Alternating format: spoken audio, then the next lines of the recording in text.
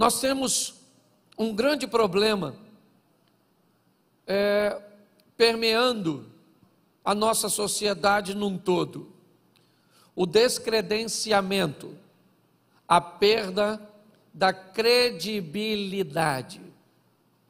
Isso é algo que não vem de hoje, já há algum tempo nós ouvimos e vemos a desconstrução da credibilidade de diversas instituições. Hoje, quando nós olhamos para a instituição política partidária, nós olhamos com um descrédito imenso. E alguns de nós chegamos ao extremo de dizer que não há sequer um político honesto. Sabemos que isso não é verdade. Provavelmente ainda existe muitos, mas nós não sabemos onde eles estão.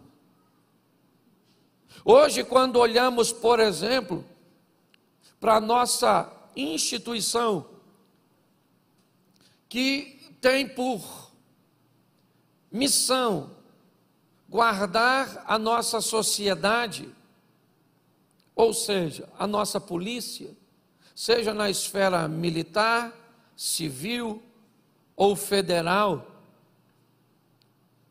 nós temos basicamente níveis diferentes de comprometimento. Quando olhamos hoje para a polícia militar, praticamente ela está totalmente descredenciada. Se nós olharmos para a polícia civil, talvez olhemos com melhores olhos. Se nós olharmos para a polícia federal, talvez isso melhoraria.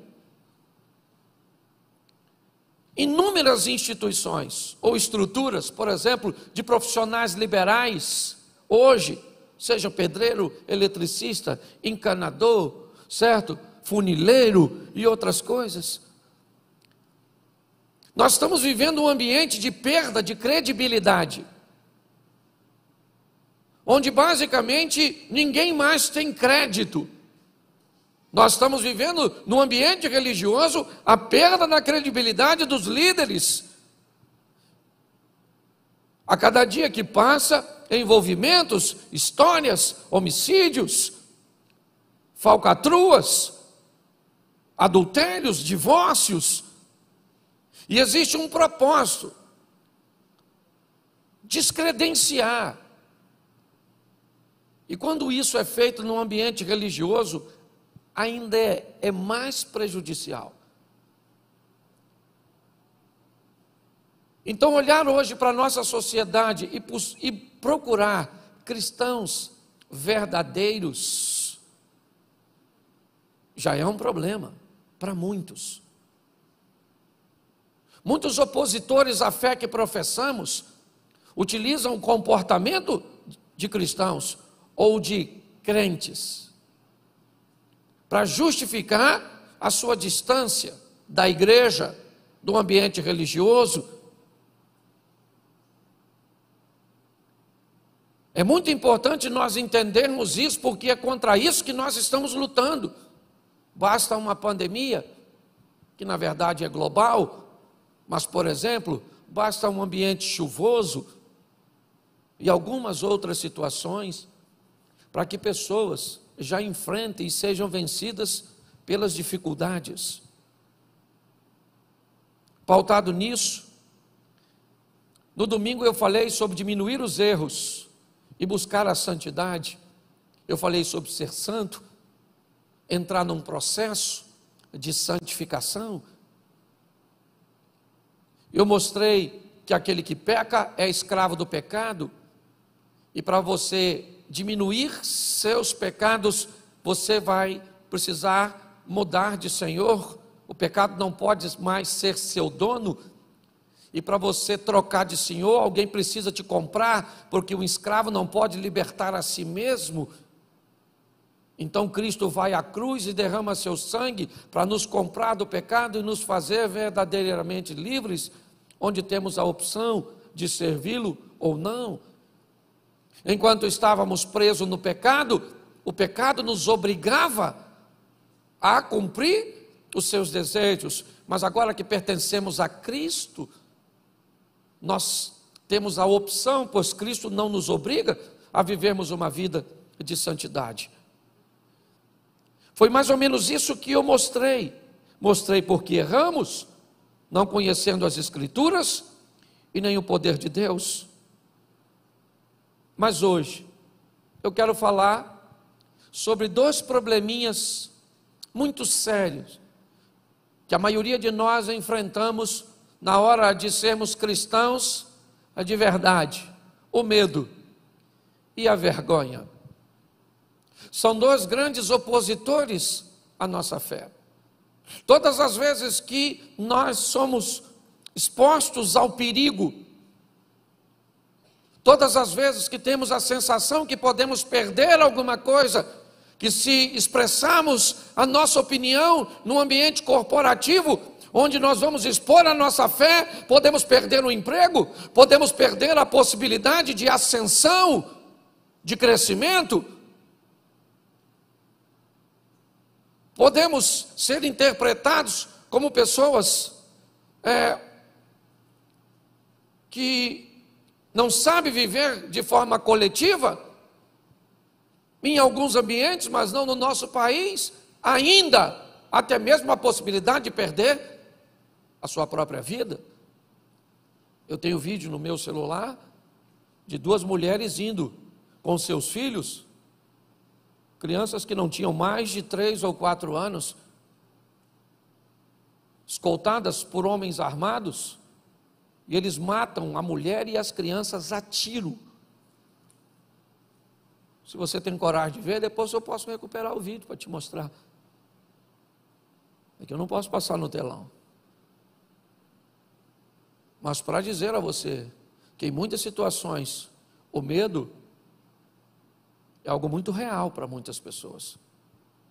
Chegou ao Brasil agora um missionário que nós ajudamos, e ele provavelmente ainda vai passar aqui antes do final do ano, antes do ano virar, e vai mostrar um pouco do que tem acontecido, do que tem visto.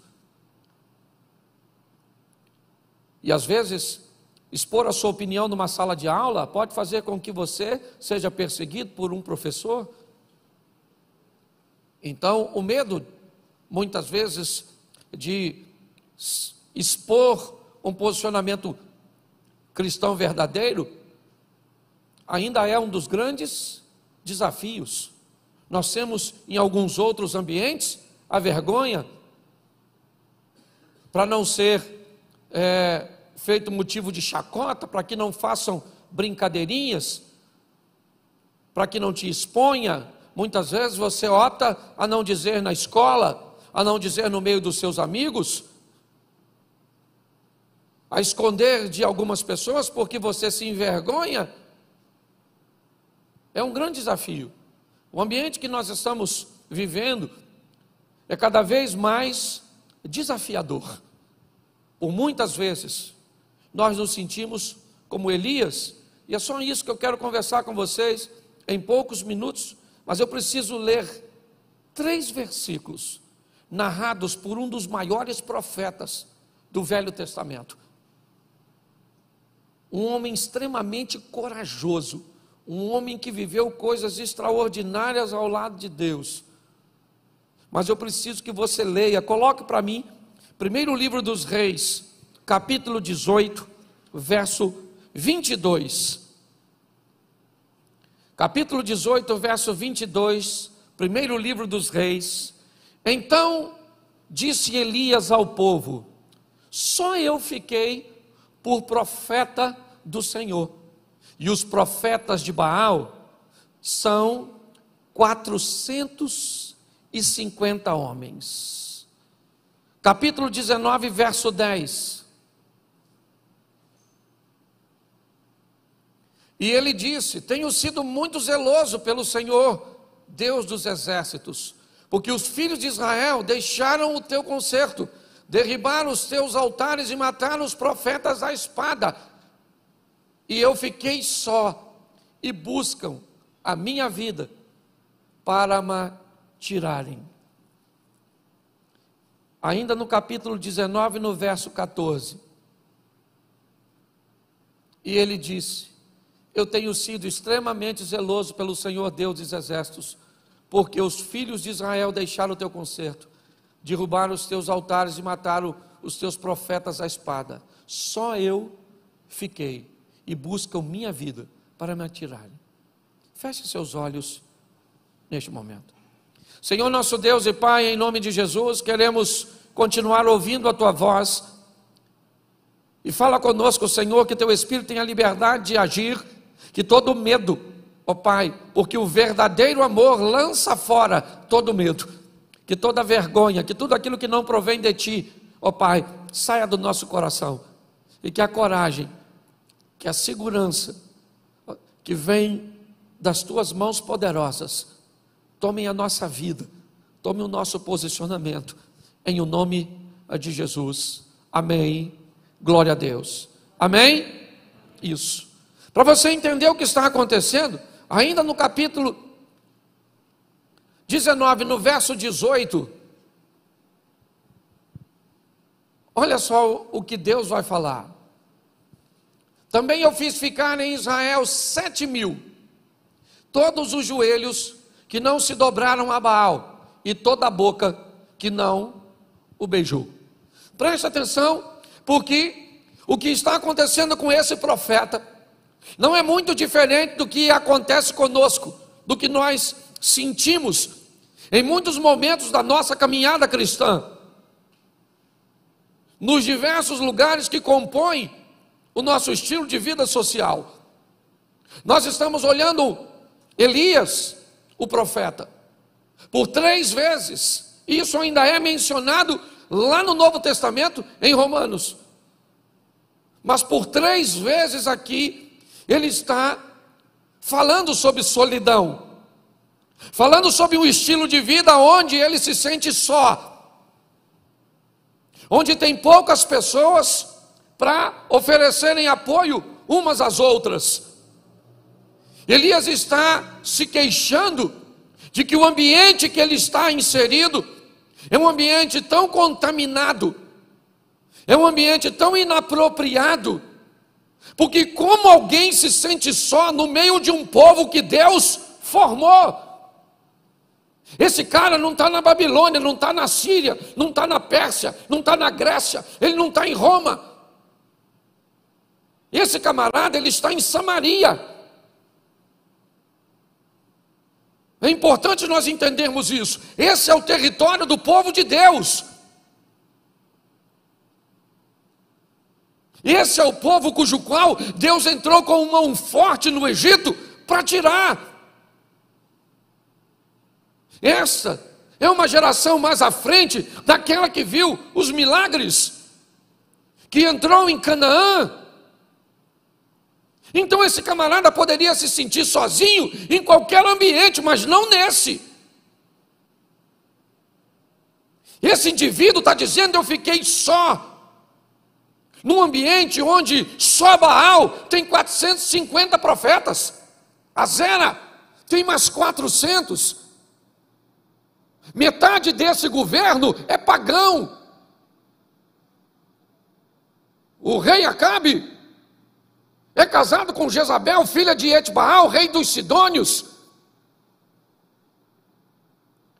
O que nós estamos olhando é um ambiente totalmente hostil, inóspito, inadequado, que tem por propósito acovardar as pessoas, matarem os profetas, e aqui matarem no sentido literal. Hoje, o propósito também é matar, destruir a nossa fé, a certeza da vitória que Deus nos promete.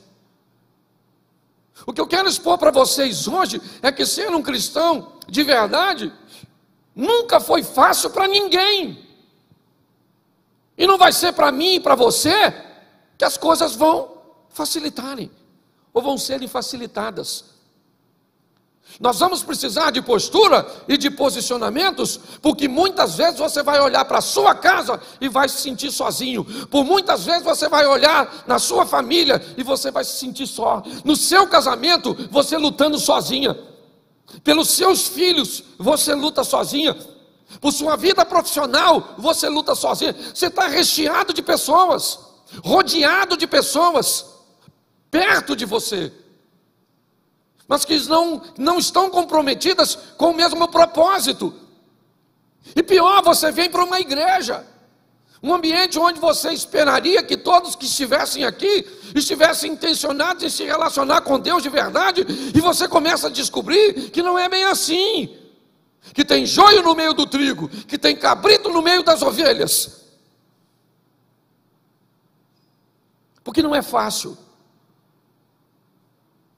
Mas nós precisamos pegar exemplos,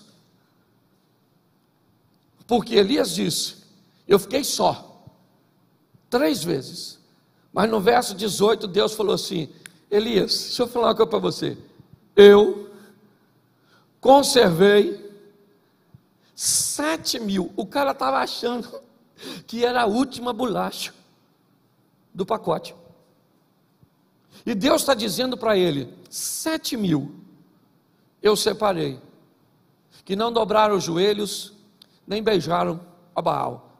Eu quero te dar uma notícia, por mais difícil que seja, e por mais solitário que pareça, você não está sozinho. Tem muita gente que está levando Deus a sério. Tem muita gente que ainda está na igreja levando Deus a sério. O que você precisa é ser, em todos os ambientes onde estiver, um pouco mais criterioso e seletivo, para observar um pouco mais de perto as pessoas. Porque se você não fizer assim, inevitavelmente, já você vai descredenciar a igreja. É você que vai tirar a credencial da igreja. Por isso que muitas pessoas hoje optam por ser cristãs dentro da sua própria casa. Eu não preciso estar na igreja. Mas por que, cara? Se a igreja é um ambiente tão legal, mas não foi legal para mim. Minhas experiências foram ruins. Então eu preciso mostrar a você rapidinho histórias facílimas, exemplos simples, fáceis de entender. Eu não vou nem mais mexer no texto ou nos textos para ganharmos tempo, mas preste atenção. A terra está corrompida, o comportamento das pessoas são totalmente contrário aos princípios de Deus. Mas naquele ambiente onde Deus está intencionado em destruir tudo, Ele acha um homem. Noé achou graça aos olhos de Deus. Deus olhou para aquele homem, mas numa sociedade, pois é, naquela sociedade, Deus achou um camarada que estava disposto a levá-lo a sério. E Deus, essa é a grande questão, através daquele indivíduo, Deus vai montar uma estrutura. Com quanto? Vamos lá. Noé, sua esposa, Sem, Cão, Jafé e suas 3 esposas, 3 filhos, 3 noras e o casal. Deus vai mudar a história com 8 pessoas.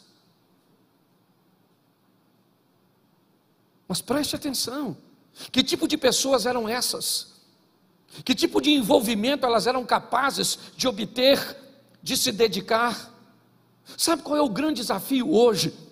Nós temos medo porque convivemos com pessoas erradas. Nós temos vergonha porque convivemos em ambientes errados. Muitas vezes, se você estiver num ambiente que não é para você estar, ou você vai se comportar como as pessoas que estão lá para agradá-las, ou você vai ficar lá com um comportamento totalmente oposto, um peixe fora d'água. Esses dias um grande amigo meu fez aniversário, e eu não podia deixar de ir, e eu não podia chegar no começo. Ia ser um almoço, eu não podia ir no almoço, eu tinha um compromisso, e eu tinha que chegar lá por volta de 3, 4 horas da tarde. Cheguei em casa de viagem, tomei um banho e fui no compromisso, no aniversário do meu amigo. Não podia deixar de ir, o cara é meu amigão. Quando eu cheguei com o carro no sítio, a música já dizia mais ou menos o que estava acontecendo no ambiente. A música já falava para mim: Cláudio, o que é que tu está fazendo aqui? Eu falei, e eu respondi para mim mesmo: eu vim dar um abraço no meu amigo. Menino, eu cheguei. Ó, até o cachorro estava bêbado. A mulher bêbada, os homens bêbados, tudo mesmo. Eu olhei e perguntei de novo para mim: Cláudio,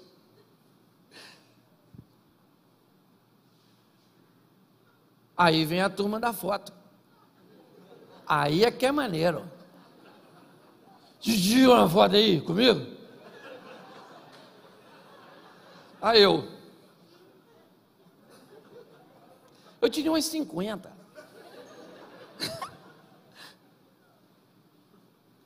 Pelo menos uns 3 desses 50 jogou cerveja em mim. Entendeu? Aí tinha umas donas meio bagunçadas, olhando para mim esquisito.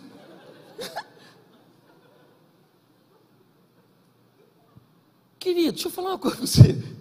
Eu dei um abraço ao meu amigo e ele estava tão bêbado que eu acho que ele nem sabe que eu fui. Talvez vai descobrir se assistir isso.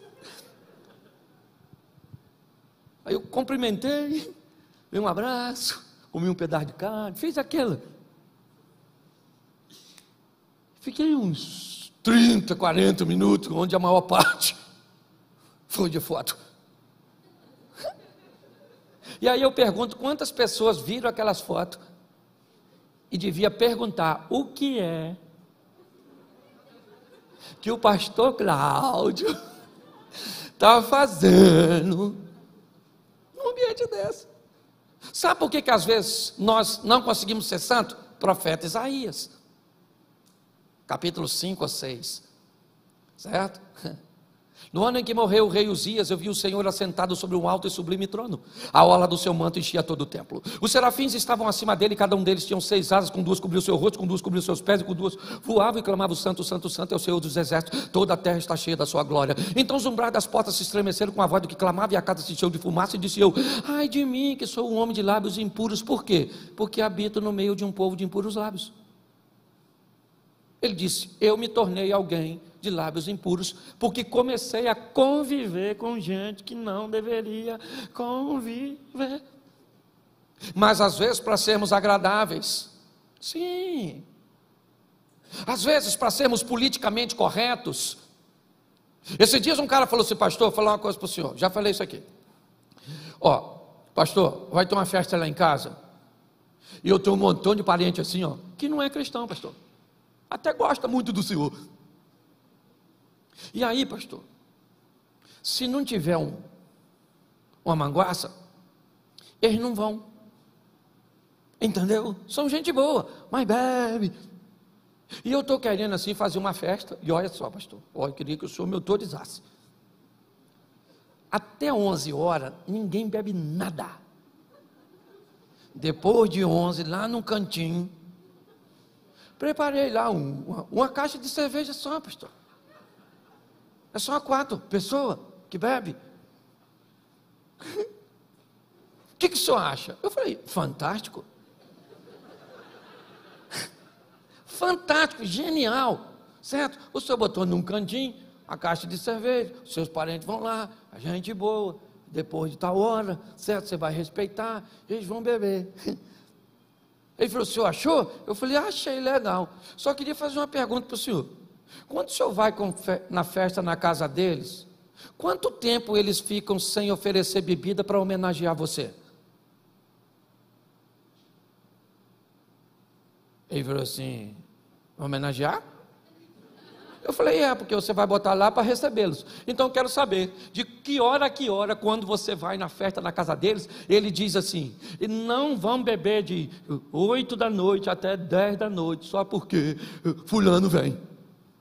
Ele olhou para mim e falou assim, ô pastor, ele me homenageia nada não? Eu quero é que dane-se. Eu não vou botar nada, nunca me homenagearam, por que eu vou homenagear esse?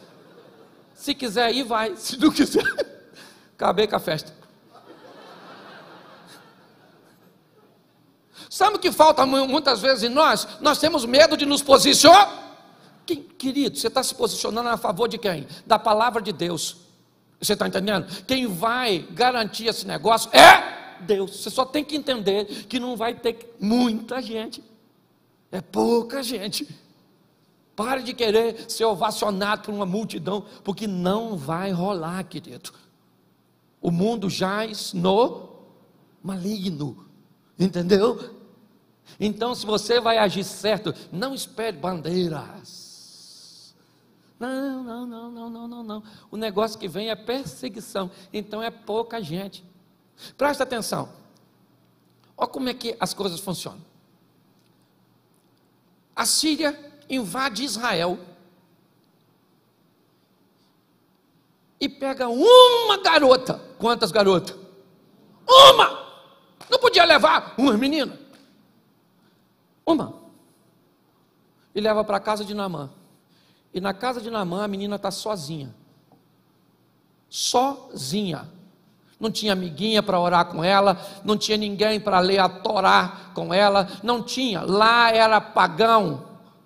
Era Rimon, você está entendendo? Que governava. Ela trabalhava naquela casa, e naquela casa, sozinha, ela resolveu se posicionar com Deus, e Deus fez um milagre naquela casa, curando o seu Senhor. Mas ela estava sozinha. Quantos de nós reclamamos? Estamos sozinhos no trabalho, lá não sei o que, e lá é aquilo, não sei o que, minha chefe é a bruxa, o meu chefe é chefe não sei. Qual o problema, querido? O nosso Deus é maior do que tudo isso. Só está precisando de um posicionamento nosso, porque onde nós chegamos com Deus, o negócio toma um vulto de fé. É assim que funciona. Mas nós precisamos ter coragem e entendermos que um cristão verdadeiro, ele não precisa estar na igreja e no meio de crente para ser cristão. O texto diz que Deus olha para o ambiente onde Noé está inserido, e o negócio estava difícil, mas ele achou alguém naquele ambiente corrompido que resolveu viver. Uma menina é levada cativa para Síria e faz todo um movimento. Você pega, alguns meninos em particular são levados para a Babilônia. Pouca gente, basicamente 4 não se dobraram diante da estátua. Inúmeras vezes nós podemos imaginar que muito mais do que 4 rapazes são levados dali para cativeiro, o que indica provavelmente que os outros dobraram seu joelho, adoraram. Mas aqueles rapazes resolveram se posicionar.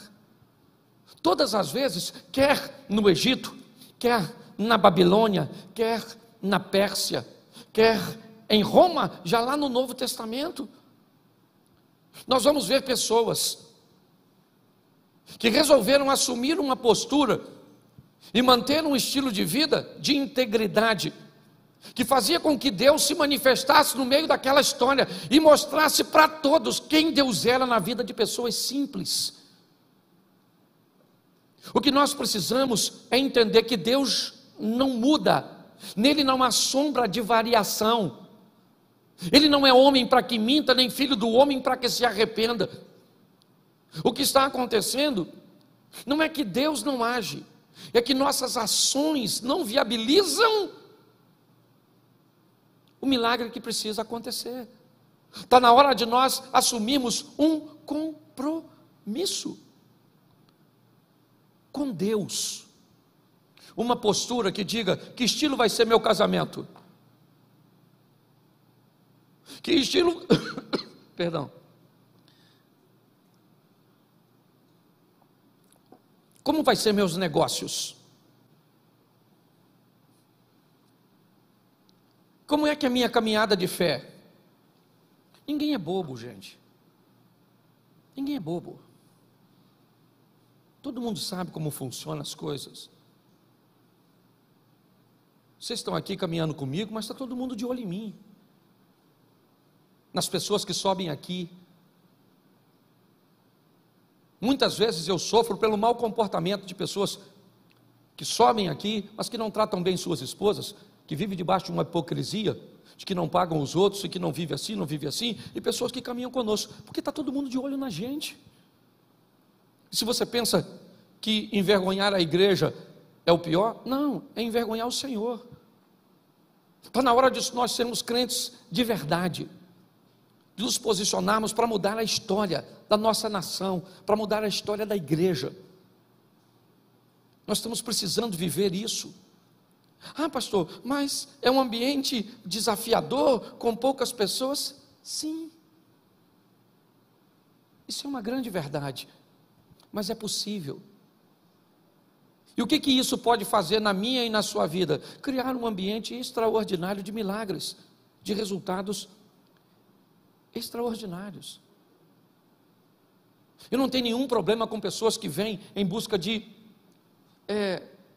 soluções materiais para a sua vida. Não, nosso Deus é misericordioso, Ele é dono do ouro e da prata, Ele abre portas onde portas não existem, Ele abre janelas dos céus, Ele é um Deus provedor, é o Jirê, Ele é o Rafá, Ele cura, Ele é o Deus de paz, e tudo isso é verdade.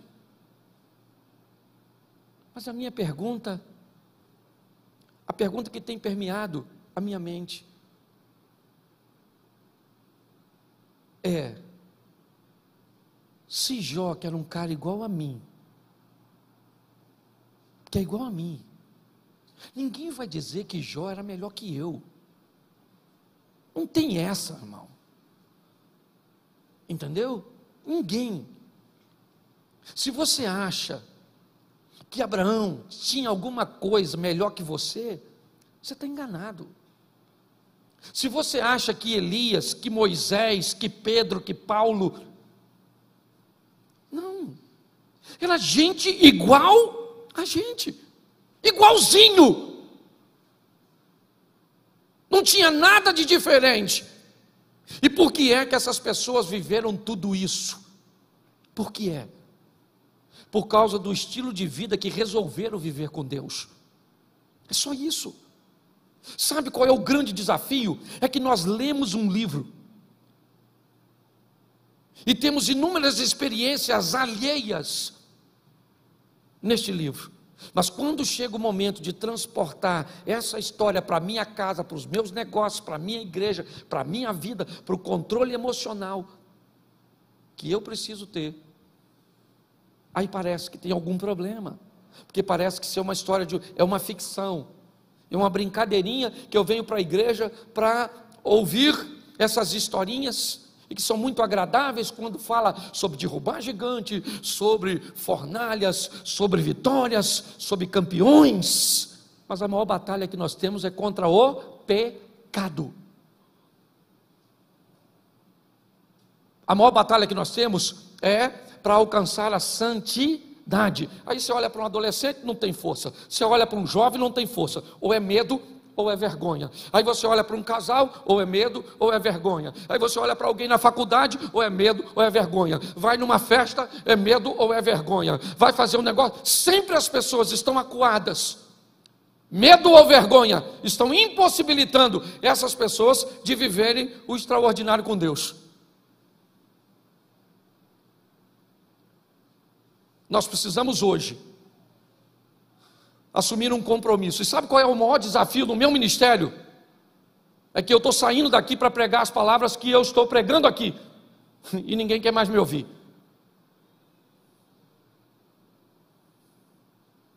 Eu tenho provado isso em alguns lugares por onde tenho passado. Foi só eu parar de ser engraçadinho, de contar uma historinha engraçada, e eu já virei um cara chato. E eu falei isso com Deus. Falei, Senhor, pô, estou a fim de botar o povo para cima, contar uma historinha, e não está rolando mais. Você sabe por quê? Porque nós estamos em última hora. Jesus está voltando. E antes da gente ir embora, Ele está querendo nos dar uma oportunidade de vivermos o extraordinário.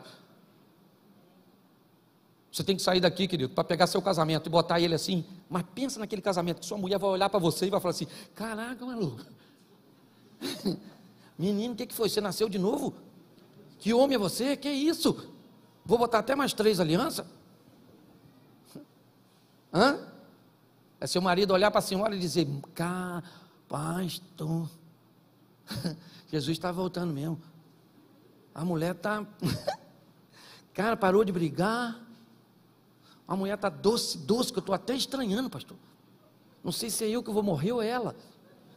Olhar para seus filhos e dizer: gente, que menino inteligente, obediente, limpinho. Que menino educado, bem mandado. Que sogra é essa, Jesus? Onde estava essa mulher que eu não vi? Que mulher extraordinária, isso tinha que ser minha mãe. Não era a mãe da minha mulher. Hã? Pensa. As pessoas olharem seu patrão, seu chefe, e dizer quem é você? De onde você veio, rapaz? Chegando no horário, proativo, alta produtividade. Mas sabe o que acontece? A gente chega, a pessoa olha e diz assim: aí ó, chegou. Seu pai chegou, menino. A paz acabou. Os meninos estão aí? Tá, por isso que está tudo bagunçado desse jeito. Sua mãe está aí, não está? Pare para pensar. Está na hora de nós vivemos um incrível, extraordinário. Sei que tem pouca gente. Esse montão de gente que está aqui ouvindo, e até tem muito mais talvez na internet, se é que não saíram, uma maioria quando me ouviram falar, porque o assunto não é tão interessante. Pergunto eu, dá para ser cristão de verdade? A pergunta é essa: dá para ser? Dá para fugir do pecado? Dá para olhar e vai dizer: quem olhar para mim vai ver Deus na minha vida? Você sabe o orgulho que eu tenho desse negócio? Eu estou chegando em casa cansado, um camarada parou, abordou minha mulher lá em casa, quando eu estava chegando hoje. Um caminhão, e eu doido para entrar em casa. Minha mulher falou: quer falar com você. Eu falei: quer entregar alguma coisa? Não sei, quer falar contigo. Aí eu abri o portão: oi, pai, estou cá. Nossa, estou tão feliz de ver o senhor. O cara quase chorou. 2 homens. Desceu do caminhão para tirar foto comigo, me abraçou. Falou da importância das palavras que a mulher dele ouviu, que ele ouviu.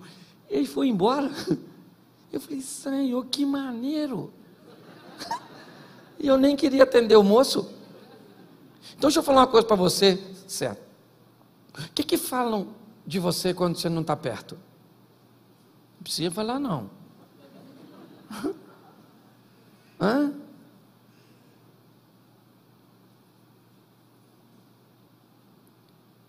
Eu acho que nós precisamos nos posicionar. Cristãos de verdade, cristãos verdadeiros, eles têm medo, sim ou não? Sim ou não? Claro que tem. Eles têm vergonha? Sim ou não? Sim. Mas eles têm que vencer o medo e mostrar quem é Deus. É isso que nós vamos ter. Tem hora que tem que ter medo. Esté está lá diante de um problemão, e ela está com medo, porque a vida dela está em jogo se ela aparece perante o rei não recebê-la com um cetro, ela pode morrer. Ela está amedrontada, mas é o povo de Deus que está em risco, mas ela tem medo mesmo assim. Então seu tio a encoraja e diz: quem sabe não foi para este momento que Deus colocou você onde você está. Ela então se posicionou e o milagre aconteceu. Deus está esperando só você entrar dentro daquela casa sua, no meio daqueles amigos seus, e dizer: se continuar mandando essas fotinhas no grupo, eu saio. Não vou sair. Porque onde eu vou arrumar outro amigo? No inferno. Lá tem. Entendeu? Assim de amigo. Não vou, acabou. Esse tipo de negócio não vou fazer. Mas eu tenho que fazer, porque se eu não fizer, eu não vou fazer, querido. É contrário aos meus princípios, é contrário aos meus valores. Mas se eu não fizer, eu vou levar prejuízo, eu posso acontecer isso, acontecer aquilo. Bom, se você vai viver com Deus e acha que para agradar a homens você vai ter portas abertas, porque Deus não é capaz de abrir portas que homens fecham, você não sabe quem é Deus. Se você não é capaz de entender que uma mudança sua, obedecendo a Deus, pode pegar o coração do teu filho, do teu marido, pode pegar aquela enfermidade que tem matado tanta gente e fazer com que o milagre aconteça dentro da sua casa, você não sabe quem é Deus. Está na hora de tomarmos a responsabilidade e mostrar para essas pessoas, porque a mídia e essa estrutura estão tentando descredenciar a igreja, estão querendo difamar, e muitas vezes, infelizmente, até com histórias bem verdadeiras. Mas nós precisamos de um posicionamento. É isso. Onde? Na Babilônia, e não na igreja. Ser crente na igreja é moleza. Difícil é ser crente lá, no batalhão, campeão, lá no meio das polícias. Difícil é ser crente lá no seu ambiente de trabalho, lá na faculdade, lá na aula de filosofia, lá onde você estuda. O desafio é exatamente esse, porque aqui é mole. Quero ver pegar você, isola você e coloca você como colocou a menina, na casa de um leproso, num ambiente totalmente hostil, e lá naquele ambiente a menina resolveu viver com Deus, e o milagre aconteceu. E eu tenho o hábito de dizer isso: a lepra daquele cara não pegou naquela garota, mas a fé daquela garota pegou naquele cara e mudou a vida dele. É isso que nós, agora não, se nós negociarmos, todo mundo vai saber, porque o diabo manda fazer, mas não guarda segredo. Todo mundo vai saber. Talvez você não vai ficar sabendo que todo mundo sabe, porque o propósito dele é te envergonhar. Por que o diabo faz todo mundo saber que você é de um jeito, mas ele permite que você não tenha noção do que as pessoas sabem a seu respeito? Porque se você descobrir que todo mundo já descobriu que você é uma fraude, que você é fake, você corre o risco de mudar, e é isso que ele não quer. Por isso que grande parte das pessoas fala quem somos, não para nós, mas para os outros. A igreja precisa não de mais pregadores. A itinerância está acabando. Pregadores itinerantes. Eu não sei se você lembra, mas alguns anos atrás você passava na Washington Luiz, na Avenida Brasil, e era outdoor espalhado por todos os lados com congressos, expondo 4, 5, 10, 15 preletores. Hoje a gente passa e não tem mais. Sabe por quê? Eu te falo. Homens que saem do púlpito e vão beber cachaça e uísque. Homens que saem do púlpito e vão para prostíbulos. Homens que só sobem no púlpito se receber ofertas astronômicas. Homens que sobem em púlpito e tratam as pessoas que o recebem de qualquer maneira. Homens que sobem para dizer coisas que eles não vivem. Fala de dinheiro, mas não oferta nem dizima. Homens que vão fazer turnês pelo Brasil afora de 20, 30 dias e deixam suas esposas.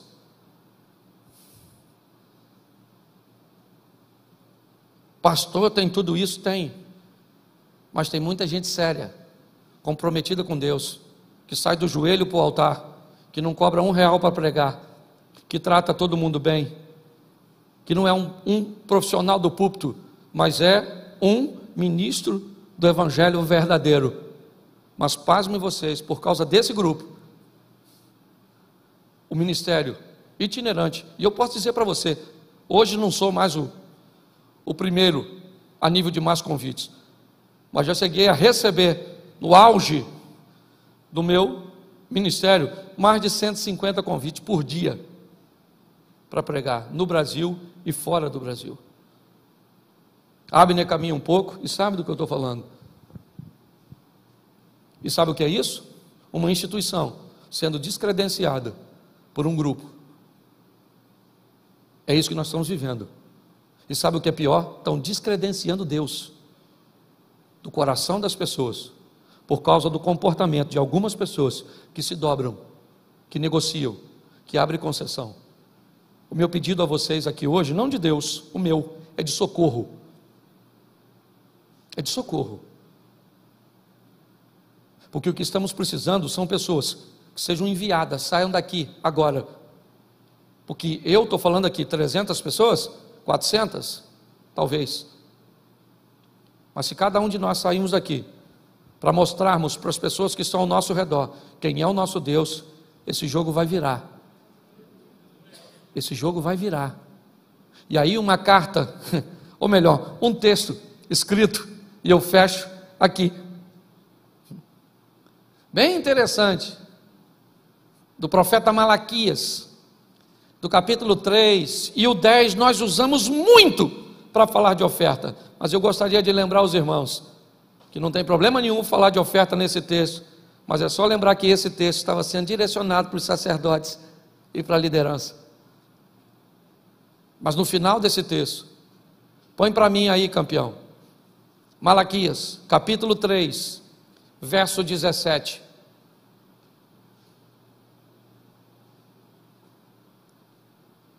E eles serão meus, diz o Senhor dos exércitos, naquele dia que farei, eles serão meus, diz o Senhor dos exércitos, naquele dia que farei, serão para mim particular tesouro, poupa-lo-eis como um homem poupa o seu, ou o seu filho que verso seguinte, então, vereis outra vez a diferença entre o justo e o ímpio, entre o que serve a Deus e o que não serve. Deus não vai tolerar. E Ele pede de mim e de você uma mudança de postura. Isso tem ardido no meu coração. E pode ter certeza que aquilo que eu prego aqui, em primeiro lugar, eu procuro aplicar na minha vida.